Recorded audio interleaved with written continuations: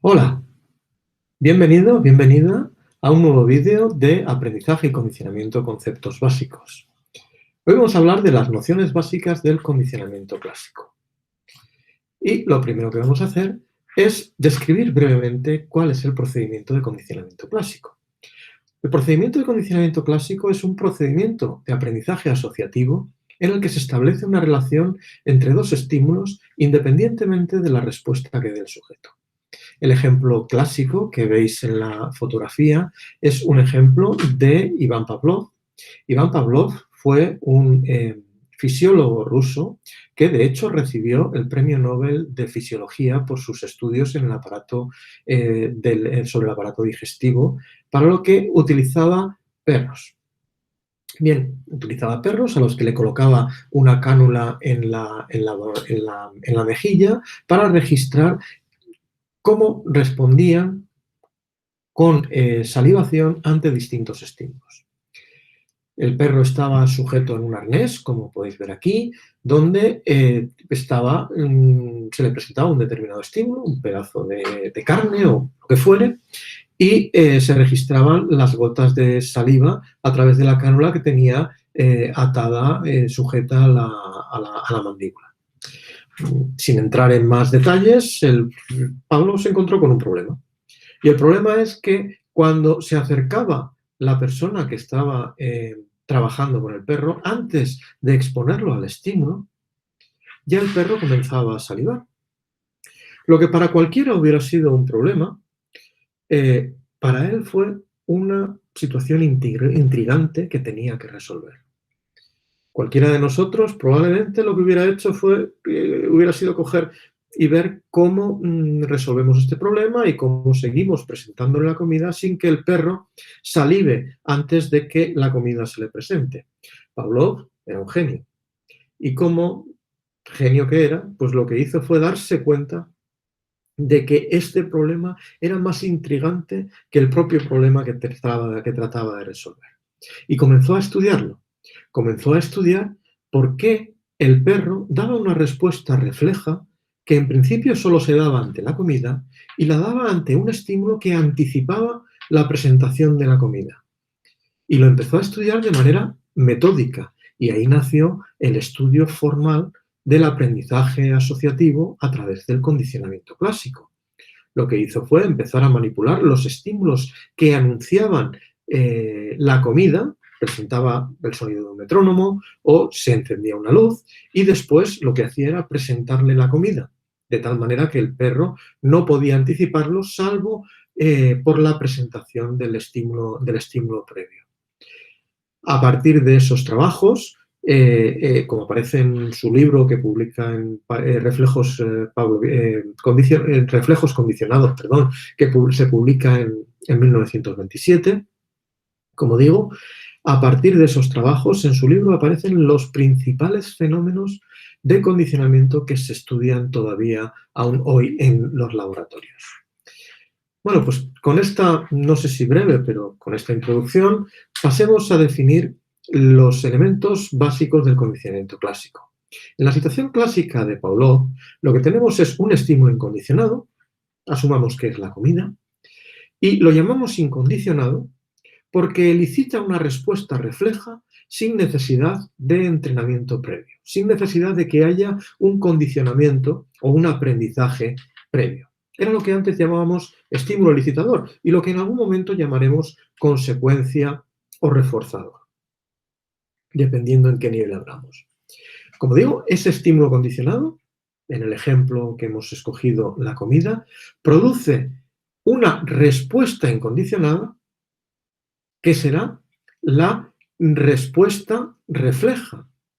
Es una respuesta que no necesita de entrenamiento para producirse. Por ejemplo, en el caso del estímulo condicionado comida, del estímulo incondicionado comida, la respuesta incondicionada que estamos midiendo sería la salivación.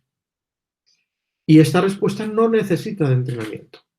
Si emparejamos el sonido del metrónomo o la luz con la comida, ese sonido del metrónomo, en principio, es un estímulo neutro, en tanto en cuanto no elicita sin entrenamiento la respuesta la respuesta refleja que estamos estudiando y que en la que nos interesa medir. O sea, el sonido del metrónomo no elicita sin entrenamiento la salivación por parte del perro. Una vez que emparejamos ese estímulo condicionado con el estímulo incondicionado, es decir, una vez que emparejamos el sonido del metrónomo con la comida, ese estímulo termina convirtiéndose en lo que llamamos estímulo condicionado. ¿Por qué lo llamamos así?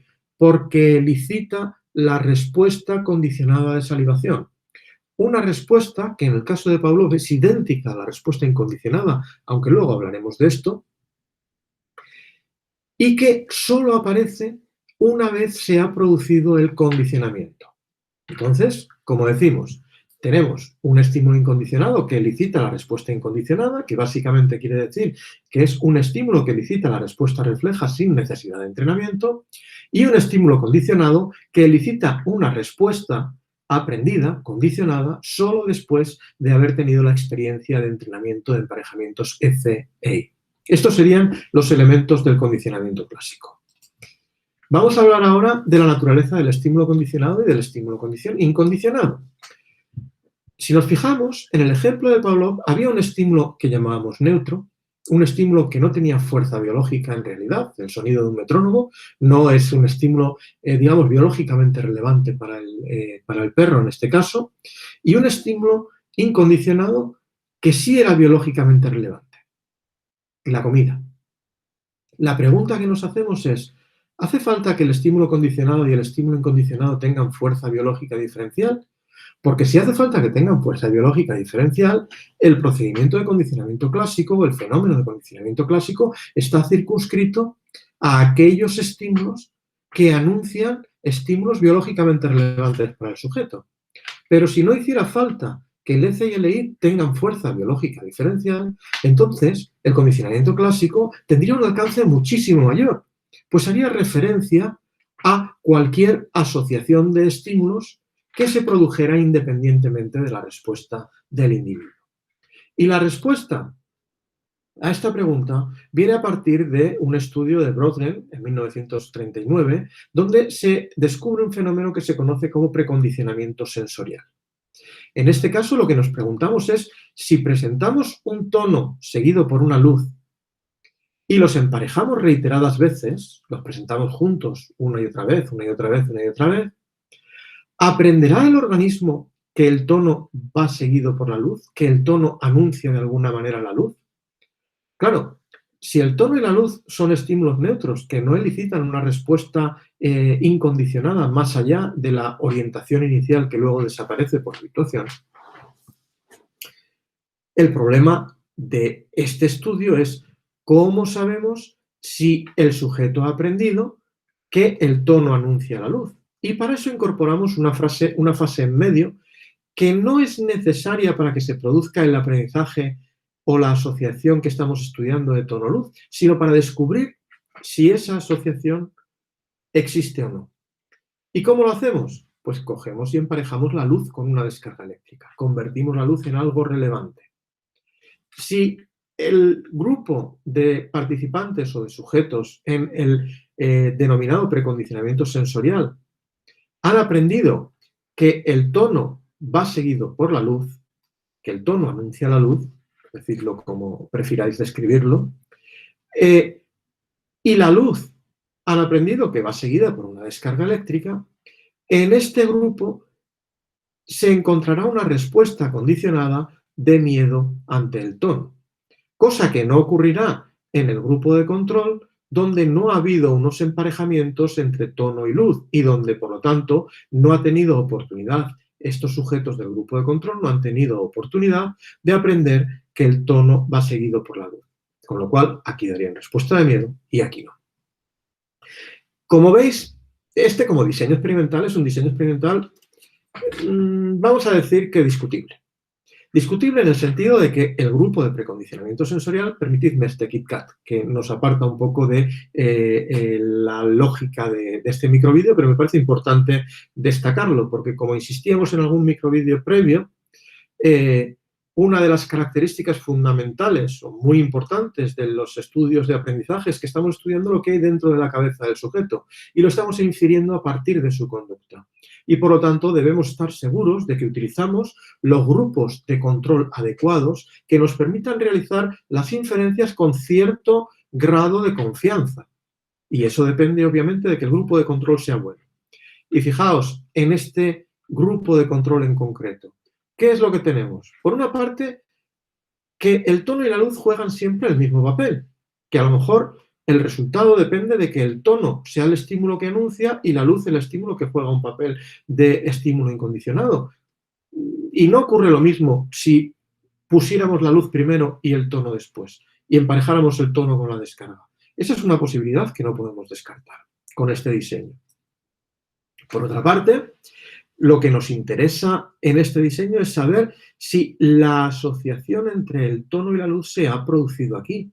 No si la experiencia con el tono y con la luz llevan a que, por alguna razón, pues yo qué sé, imaginaos que el presentar el tono y la luz en la misma fase llevara a que el sujeto realizara una identificación entre el tono y la luz de tal manera que termine respondiendo ante el tono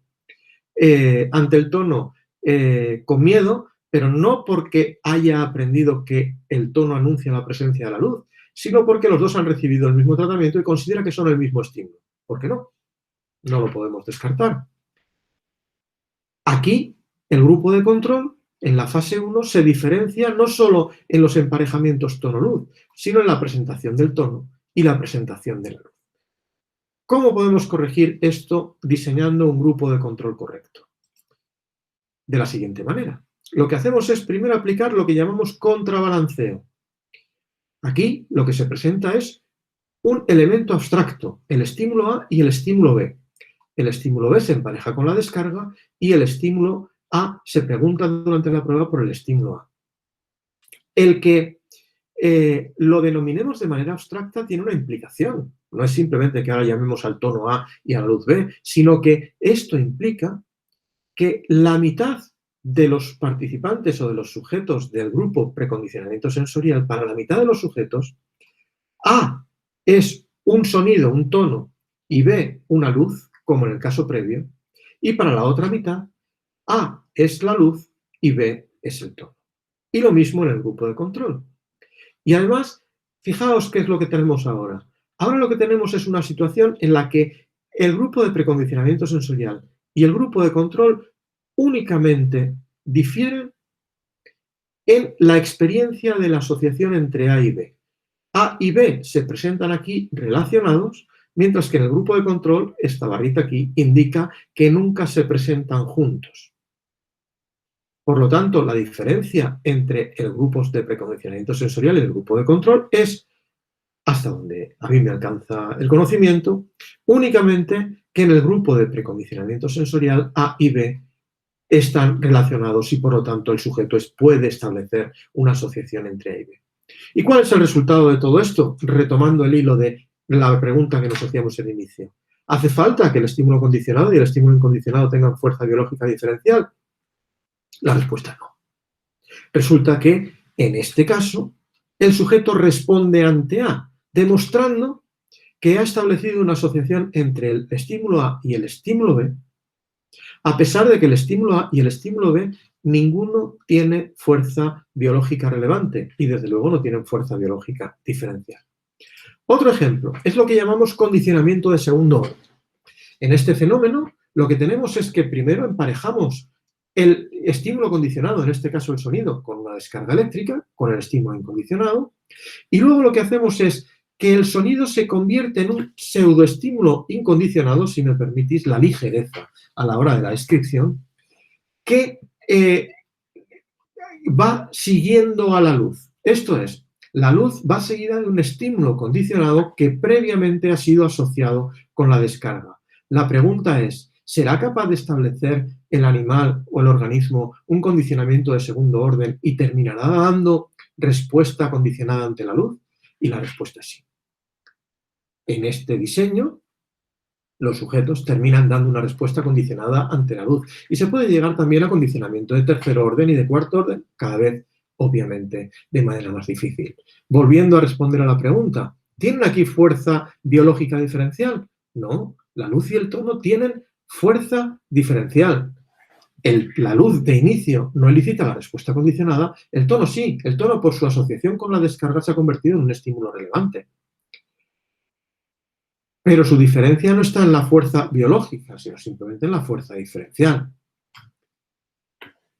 Pasemos a otro punto. Ya vemos que el condicionamiento clásico se convierte, o podemos verlo como un procedimiento de aprendizaje, más bien un procedimiento de aprendizaje que tiene como consecuencia el resultado la asociación entre dos estímulos, por lo menos en principio lo vamos a definir así, luego veremos en otros vídeos los matices sobre qué es lo que aprende el sujeto, y que puede extenderse a cualquier situación en la que se emparejen dos estímulos. Ahora bien, la pregunta es, si el condicionamiento clásico lo que hace es reflejar el aprendizaje asociativo acerca de cualquier par de estímulos, ¿cualquier par de estímulos son igualmente condicionables? ¿Daría lo mismo qué estímulos tratáramos de emparejar? ¿Bastaría con presentarlos juntos para que para que se produjera la asociación? Y ahí tenemos un estudio de García y Coelin de 1966, muy, muy interesante, que demuestra un fenómeno que se conoce como asociación selectiva. Imaginaos la siguiente situación. Imaginaos que tenemos un estímulo sápido, un sabor que se presenta diluido en agua en una botella a un grupo de ratas. Al mismo tiempo que la rata bebe de esa botella, está recibiendo una especie de iluminación, por decirlo así. O sea, cada vez que bebe de la botella, tiene una especie de discoteca alrededor donde se activa un tono y una luz. De tal manera que tenemos dos tipos de estímulos que se presentan en conjunto al individuo. El sabor y el tono luz. Muy bien. La única diferencia entre los grupos 1 y 3 y los grupos 2 y 4 es el estímulo incondicionado que utilizamos para este modelo de condicionamiento, para este procedimiento de condicionamiento. Los grupos 1 y 3, que veis aquí, en los grupos 1 y 3, el estímulo incondicionado utilizado es la descarga eléctrica. Y en los grupos 2 y 4, el estímulo incondicionado utilizado es un malestar gastrointestinal.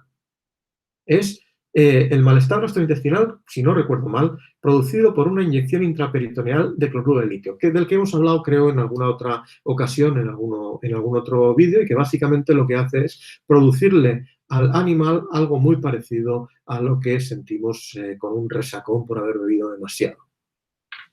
Muy bien.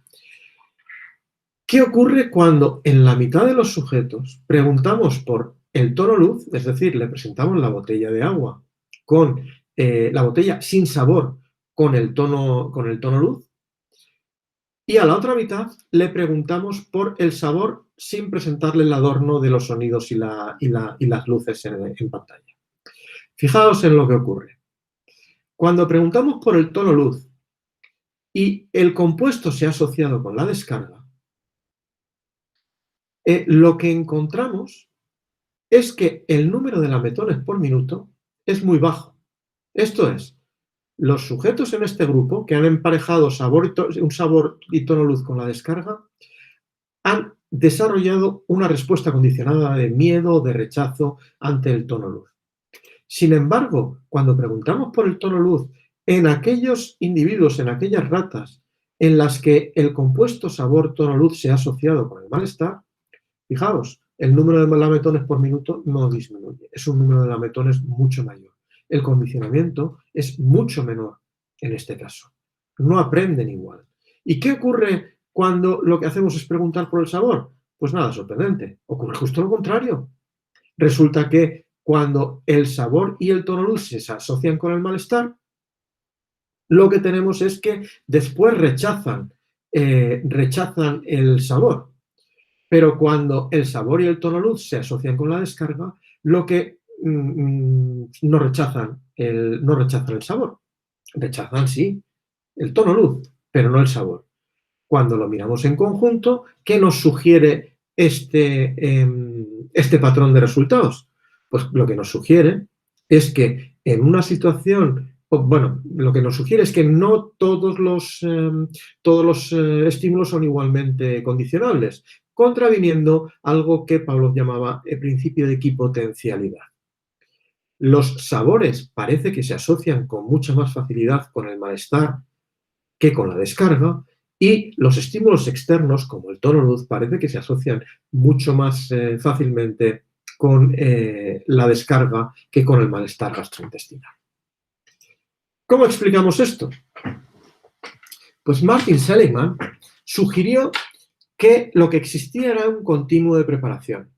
Esto es, que había una serie de estímulos que eran muy fácilmente asociables, caso del sabor y el malestar gastrointestinal, o la comida y el malestar gastrointestinal. Estos serían estímulos muy fácilmente condicionables. Había otros estímulos que serían relativamente fáciles de condicionar, pero ni fáciles ni difíciles. Y sería el caso de los sonidos y las luces con la descarga eléctrica en las ratas.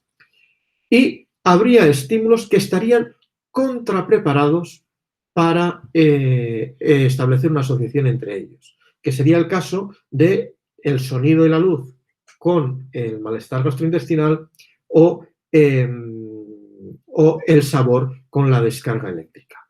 Así, de acuerdo con Seligman, tendríamos un continuo en el que estaríamos preparados según la especie para asociar un determinado par de estímulos, para ni asociar ni dejar de asociar, pero serían asociables otro determinado par de estímulos, y habría en cambio otros estímulos que nos resultaría muy difícil asociar. Este es un concepto muy resultón, muy, si me permitís la ligereza, muy sexy, fácil de vender. Pero cuando uno analiza en profundidad de dónde viene esta posibilidad, pues resulta que no está tan claro. Me explico. ¿Cómo sabemos que estamos preparados para asociar pares de estímulos más que unos que con otros? Por ejemplo, lo sabemos a partir de ¿qué? Del resultado que deviene de emparejar esos estímulos y ver que tardamos más en aprender algunas cosas que otras. Y entonces, ¿qué concluimos? Que tardamos más en aprender algunas cosas que otras porque los estímulos están más preparados o menos preparados para ser asociados entre sí. Perfecto. ¿Por qué? Porque tardamos más en aprender en la relación. ¿Y por qué tardamos más en aprender la relación? Pues porque están contrapreparados para establecer esa asociación. Si os fijáis, este es un razonamiento completamente circular e irrompible. Con lo cual, no explica nada. Lo único que hace es redescribir la situación. No digo que esto no sea así. Digo que como poco, como explicación, resulta una explicación un tanto cuestionable. Y a mí se me ocurre, como mínimo, un principio que podría explicar los mismos resultados de una manera independiente y que permitiría testarla. Principio, además, que viene recogido en la reflexión o el estudio acerca del aprendizaje asociativo desde los tiempos de Aristóteles. O sea que fijaos si se remonta tarde. Y es dentro de las leyes de asociación la ley de similitud. De acuerdo con esta ley, sería más fácil establecer asociaciones entre estímulos parecidos que entre estímulos distintos. Y ahora volvamos a nuestro caso del estudio de García Coelho. El sabor es un estímulo interno y de larga duración. Es tónico, no es fásico. El malestar gastrointestinal es un estímulo interno y también es tónico, no es fásico, es de larga duración. Se parece bastante más cualquiera de estos dos entre sí que con la descarga y el tono luz. Ambos estímulos externos y que empiezan y terminan y no dejan apenas postefectos. Y viceversa. Estos dos, el tono y la luz y la descarga, se parecen más entre sí que con el sabor y el malestar gastrointestinal. Como veis, es posible interpretar los mismos resultados desde perspectivas diferentes. Y yo he de confesaros que no tengo claro cuál de las dos, o si alguna, entre otras posibles, es una explicación válida. Y ahí os lo dejo, para que lo valoréis vosotros. Vamos a analizar ahora la naturaleza ya no del estímulo condicionado y del estímulo incondicionado, sino de la respuesta condicionada. Y aquí hay una cuestión interesante. En los estudios originales, en el ejemplo que os he puesto al iniciarnos con Pavlov, la respuesta condicionada era idéntica a la respuesta incondicionada. Y esto se ha demostrado en estudios que son fascinantes. Fascinantes por el nivel, ¿cómo os diría yo? Buscar en Google los estudios de Dale Schwarzenegger, estudios de los vídeos de condicionamiento que pone a disposición de la comunidad para demostrar este tipo de situaciones. Y veréis que cuando utilizamos el automoldeamiento, en el que la paloma picotea un estímulo en la determinada pared de la caja, la paloma se pone a picotear el estímulo como respuesta condicionada ante los emparejamientos entre ese estímulo y el acceso a agua o a grano dentro de la caja de Skinner, nos encontramos curiosamente que el tipo de picoteo que desarrolla cuando el estímulo incondicionado es agua es muy diferente al tipo de picoteo que desarrolla cuando el estímulo condicionado es grano. Igual que cuando bebe agua, el picoteo, la forma de mover el pico, es diferente a cuando come. Cuando el estímulo condicionado, el estímulo en esa pared, una lucecita en esa pared, se empareja con el acceso a agua, el tipo de picoteo que tiene la paloma es picotea el estímulo como respuesta condicionada y lo que hace es una especie de, como podéis ver, cómo muevo los dedos. Es como cogerlo y tragarlo. Mientras que cuando se usa como estímulo incondicionado el grano, el tipo de respuesta es diferente. Va con el pico entreabierto y lo coge. Es como si fuera cogiéndolo. En un caso tiene el pico cerrado, obviamente, porque si estás bebiendo y tienes el pico abierto no te llega ningún agua a la garganta. Y en el otro tiene el pico entreabierto, como cogiendo los granos. Luego, atendiendo a eso, podemos decir, la RC es idéntica a la RI. No confundamos la parte con el todo. En algunas ocasiones, la RC es idéntica a la RI. La respuesta condicionada, la respuesta aprendida puede ser igual a la respuesta incondicionada, a la respuesta no aprendida. Pero en otras situaciones, la respuesta condicionada puede ser distinta a la respuesta incondicionada. Por ejemplo, el condicionamiento de la entrada en el comedero. Ahí que tenemos que presentamos, imaginaos esta caja de Skinner, y lo que tenemos es un altavoz por donde podemos presentar sonidos y luces. Vamos a suponer que emparejamos el sonido con el acceso a comida en este comedero, en el distribuidor de alimento. ¿Cuál es la respuesta incondicionada ante el alimento? La respuesta incondicionada ante el alimento es, lógicamente, comer el alimento, comerlo, manipularlo e ingerirlo. No está bien en el orden. El orden es primero lo manipulo y después lo ingiero, no al revés, lógicamente. Perdonad el desaguisado en la pantalla. Y la respuesta condicionada que se suele medir aquí, ¿cuál es? El número de veces que la rata mete la cabeza en el comedero. Como veis, la respuesta condicionada aquí es diferente a la respuesta incondicionada. Y sin embargo, también es una situación de condicionamiento clásico. Pero es más, la respuesta condicionada puede ser también opuesta a la respuesta incondicionada. Y aquí tenemos estudios muy interesantes que desarrolló Siegel con la tolerancia a la morfina. La respuesta a la morfina como estímulo incondicionado y como respuesta incondicionada es la analgesia. Cuando emparejamos un estímulo con la administración de la morfina lo que produce es una resistencia o una mayor tolerancia al dolor. Muy bien. Imaginaos la siguiente situación. Imaginaos que colocamos a una rata en una plancha caliente.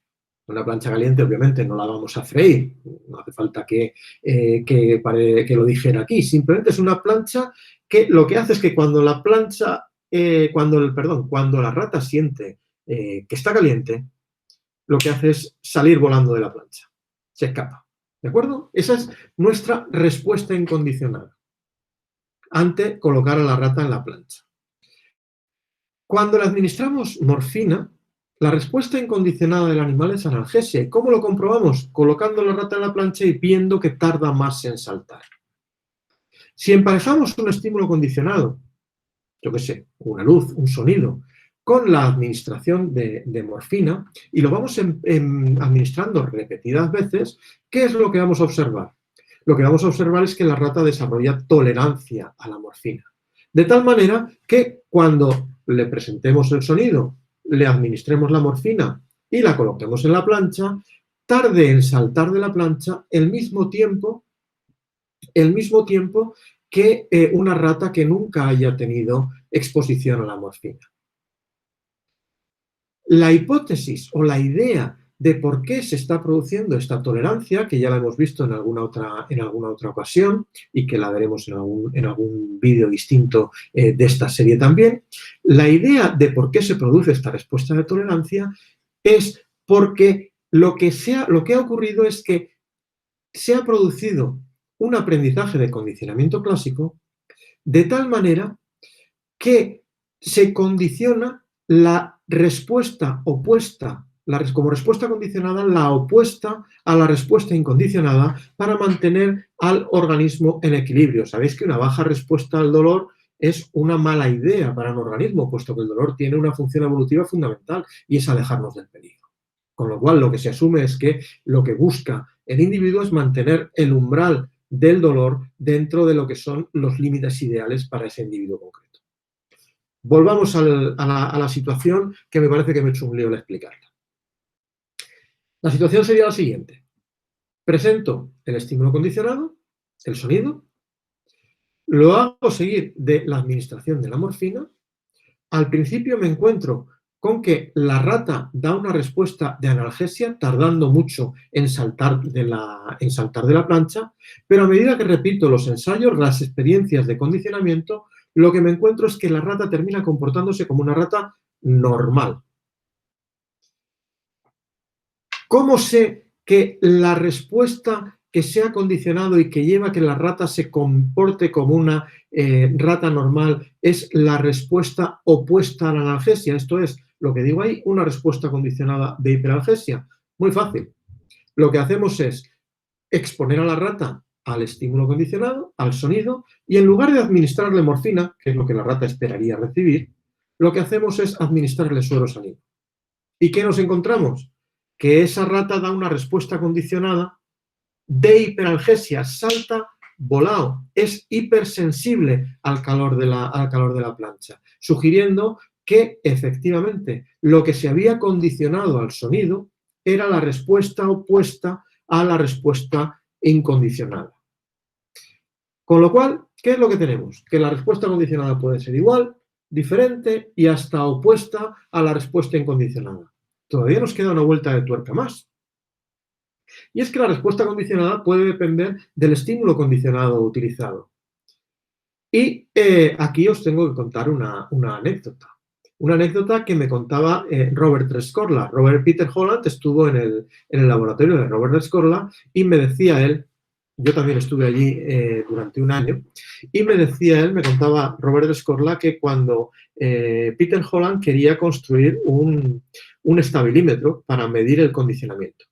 Un estabilimétro es básicamente una plancha con un agujero en medio, donde el agujero está atravesado por un tubo y lo que ocurre es que se registra la respuesta condicionada del sujeto, se registra por los movimientos laterales de la plancha. Cuando la rata se mueve la base, se mueve la plancha y eso golpea el hierro central, el tubo central que atraviesa el agujero central y lo que hace es registrar así la respuesta condicionada. Pues me contaba, riéndose, y con cierta sorna Robert Rescorla, que cuando Peter Holland le pidió que comprara un estabilímetro, fijaos, hace un montón de años, lo que le dijo Rescorla es que no se lo compraba, que se lo fabricara él. Y Peter Holland se lo fabricó. Se lo fabricó y lo metió en el laboratorio de la Universidad de Pensilvania, donde tenían lugar estos experimentos, en una sala que no sé qué tipo de función tendría antes de que aquello fuera el laboratorio de aprendizaje animal de Rescorla, pero era básicamente una caja fuerte, con una puerta de caja fuerte enorme, que eso sí, permitía el aislamiento total de los animales que colocáramos dentro. Bueno, pues Peter Holland colocó el estabilímetro dentro de la caja, de esa habitación cerrada con la caja fuerte, y se quedaba fuera registrando la respuesta. ¿Cuál sería su sorpresa? Que cuando empezó a probar el sistema, se encontró con que cuando utilizaba un sonido como la respuesta condicionada, perdón, como estímulo condicionado, cuando utilizaba el sonido como estímulo condicionado, el aparato que había creado no le costaba registrar la respuesta. Se veía respuesta condicionada. Sin embargo, no había ninguna evidencia de aprendizaje cuando se utilizaba la luz como estímulo condicionado. Otra vez más, vemos aquí la diferencia entre un genio y la mayoría de nosotros. ¿Qué es lo que hizo Peter Holland? Lo que hizo Peter Holland es decir, ¿y por qué? A lo mejor nosotros hubiéramos dicho, pues mira, como funciona con la luz, funciona con el sonido y no funciona con la luz, vamos a trabajar con sonidos y olvidémonos de la luz. Peter Holland fue más allá. ¿Y qué descubrió? Descubrió que la respuesta condicionada depende algunas veces del estímulo condicionado utilizado. Cuando emparejaban la luz con la comida, ¿qué es lo que hacía la rata? La rata se elevaba sobre sus patas traseras y tenía conducta vertical. Recordad que el estabilímetro era una plancha horizontal con una barra en medio, con lo cual registraba respuestas laterales, respuestas de movimiento horizontal, pero no registraba respuestas de elevación y por lo tanto no aparecían dentro del registro del aparato que había construido Peter Holland. En cambio, cuando el estímulo condicionado era un sonido y por lo tanto era difuso, estaba difuminado en el ambiente, no podía elevarse a buscar el sonido porque no tenía una fuente localizable, ¿qué es lo que hacía la rata? Lo que hacía la rata era hacer movimientos de cabeza, movimientos de esta manera, movimientos laterales que terminaban produciendo movimientos en el estabilímetro y se registraban en el aparato de Holland. Volviendo y saliendo ya de la anécdota, que esto pues, lo podríamos decir dentro del estilo de citas, es Bob Rescorla, 1997, comunicación personal. A la hora de citarlo, no lo he visto escrito en ninguna parte y la verdad es que no he tenido ocasión de hablarlo con Peter Holland, a pesar de que nos hemos encontrado alguna vez. ¿Qué es lo que demuestra esto, volviendo al hilo de nuestra historia? Que la respuesta condicionada a veces depende también del estímulo condicionado utilizado. No pasemos ahí todavía. Vamos a terminar con esto. En conclusión, la respuesta condicionada puede ser igual, distinta, contraria. La respuesta condicionada depende mucho más de nuestra capacidad de medirla, del tipo de técnica que utilicemos, que del tipo de asociación que se establezca. La topografía de la respuesta condicionada está delimitada o determinada por el tipo de trabajo que haga el investigador. No es una característica fundamental del condicionamiento clásico. El condicionamiento clásico se refiere a la asociación o el emparejamiento entre dos estímulos que se presentan juntos y cuya presentación junta o separada es independiente de la respuesta del sujeto. Y la respuesta que utilicemos para medirla va a depender de multitud de factores. Algunos de ellos dependen o tienen que ver más con nuestra capacidad de medición que con la capacidad de respuesta del individuo. Y vamos a terminar ya Hablando brevemente de los problemas de control en el condicionamiento clásico, dentro de lo que es las condiciones básicas o las nociones básicas del condicionamiento clásico. Un problema en el condicionamiento clásico es la sensibilización.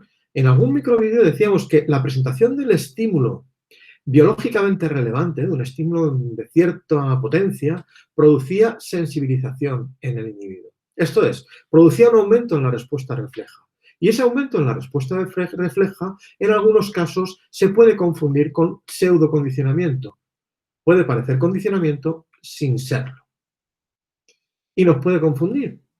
Como hemos dicho muchas veces en estos vídeos y seguiremos diciendo en vídeos que podáis ver en el futuro, y tenemos que tener claro en cualquier estudio científico, en estos también, por supuesto, necesitamos para llegar a conclusiones ciertas, a conclusiones razonablemente fiables, no ciertas, razonablemente fiables, necesitamos utilizar elementos de control y elementos de control adecuados. ¿Qué procedimientos de control se utilizan en el condicionamiento clásico? Pues tenemos varios tipos de procedimientos de control y he de deciros que ninguno es bueno del todo. Uno es muy comúnmente utilizado, es el control desemparejado, donde presento el estímulo condicionado y el estímulo incondicionado por separado. Pero ¿sabéis lo que ocurre? Que dependiendo del número de ensayos, el sujeto que expuesto a este control puede aprender que el estímulo condicionado inhibe o evita que aparezca el estímulo incondicionado. Con lo cual, no es que tengamos condicionamiento en el grupo experimental, sino que tenemos condicionamiento en dirección contraria en el grupo de control. Podría ser. Otra posibilidad que Rescorla utilizaba mucho y proponía en algunos trabajos es el presentar lo que se llama el control aleatorio, verdaderamente aleatorio, donde la relación o la contingencia entre el estímulo condicionado y el estímulo incondicionado es una contingencia de cero. A veces A se presenta con el estímulo incondicionado, con el más, a veces se presenta solo y a veces se presenta solo el estímulo incondicionado. Perfecto. Me voy a tener que morder la lengua porque esto después lo pongo en público, pero este tipo de control me hace recordar a mi profesor de filosofía cuando estaba estudiando el bachillerato. Y me decía que el azar es lo voy a poner en términos eufemísticos, él utilizaba un lenguaje mucho más expresivo, pero digamos que el azar es muy caprichoso. Entonces, cuando uno utiliza un control verdaderamente aleatorio, se puede encontrar con que si no hace el número suficiente de ensayos, tenga muchos amases o muchos a menos o muchos máses al inicio, produciendo un aprendizaje no deseado. Esto es muy bueno en aquellas situaciones como elemento de control, en aquellas situaciones en las que tenemos un buen número de emparejamientos de experiencias de aprendizaje, pero no siempre estamos en esa situación. Y por último, tenemos el control discriminativo en el que el estímulo condicionado se empareja con la consecuencia, con el estímulo incondicionado, mientras otro estímulo neutro, se presenta sin la consecuencia. Y llegaremos a la conclusión de que ha habido condicionamiento si la respuesta condicionada aumenta entre A y no aumenta ante B. En cualquier caso, como digo, estos procedimientos de control son imperfectos y cuando nos aproximamos a una situación nueva, lo que conviene es tener en cuenta varios de estos procedimientos en distintos experimentos para asegurar que estamos fuera de sensibilización, pseudocondicionamiento u otras formas alternativas que expliquen el resultado que nosotros encontramos. Y con esto termino. El vídeo ha sido quizá un poco más largo de lo normal, espero que os haya resultado útil y nos vemos en la próxima. Encantado de estar aquí con vosotros en cualquier caso.